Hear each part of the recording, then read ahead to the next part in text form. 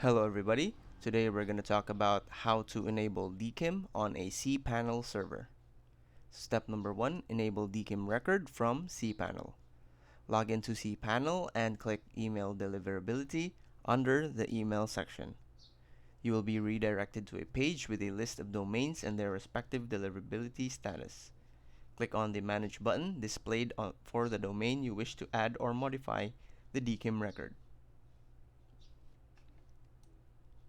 Scroll down to DKIM section. There you will find boxes that are mentioned as name and value, which will be automatically generated by the cPanel server.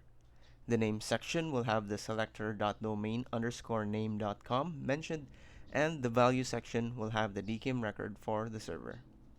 Both these sections can be used to edit the DKIM that's generated. When done, click on Install the suggested record.